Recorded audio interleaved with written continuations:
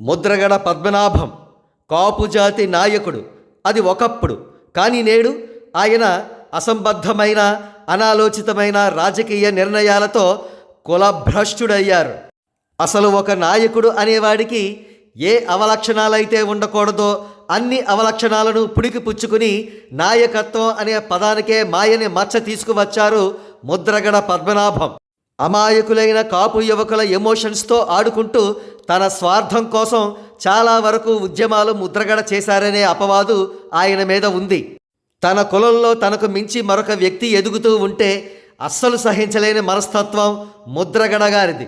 అందుకే మెగాస్టార్ చిరంజీవి గారు ప్రజారాజ్యం పార్టీని లాంచ్ చేసి 2009 జనరల్ ఎలక్షన్స్లో కంటెస్ట్ చేసినప్పుడు ముద్రగడ పద్మనాభం గారు ఈర్ష్యతో రగిలిపోయారు. అప్పటికే చిరంజీవి గారు తన అప్రతిహత విజయాలతో టోటల్ కాపు జాతిలోనే ఆల్ టైమ్ నంబర్ 1 అని అనిపించుకోవడంతో ముద్రగడ గారికి చిరంజీవి గారిపై విపరీతమైన జెలసీ ఉండేది. అందుకే ప్రజారాజ్యం పార్టీకి వ్యతిరేకంగా పిఠాపురం నుంచి ఎమ్మెల్యే క్యాండిడేట్గా పోటీ చేసి పీఆర్పీ క్యాండిడేట్ చేతిలోనే చిత్తుగా ఓడిపోయిన చరిత్ర ముద్రగడ గారిది. అటు పిమ్మట ఏ ఎలక్షన్స్లో కంటెస్ట్ చేసినా ముద్రగడ గారు ఓడిపోతూ వచ్చారు. 2019 జనరల్ ఎలక్షన్స్ అనంతరం వైఎస్ఆర్సీపీకి అనఫీషియల్గా లాయలిస్ట్గా ఉంటూ వచ్చారు.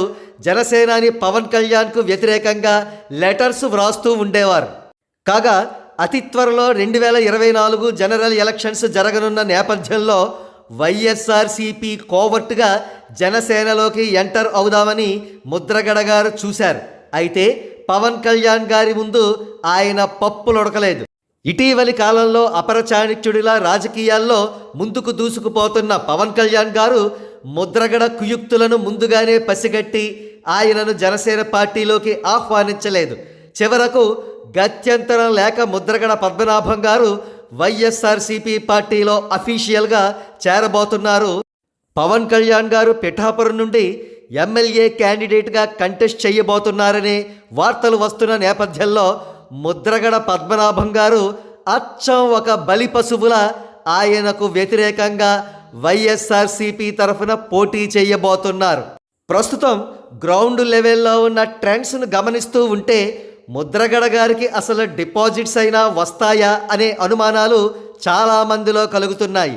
ఏది ఏమైనా ముద్రగడ గారు అటు చిరంజీవి గారితో ఇటు పవన్ కళ్యాణ్ గారితో అనవసరంగా ఈర్ష్యతో పోటీ పెట్టుకుని కులభ్రష్టత్వం, రాజకీయ భ్రష్టత్వం, సర్వభ్రష్టత్వం పొంది ఈ జీవిత చరమాంకంలో దారుణమైన పరిస్థితిలో పడ్డారని చెప్పక తప్పదు.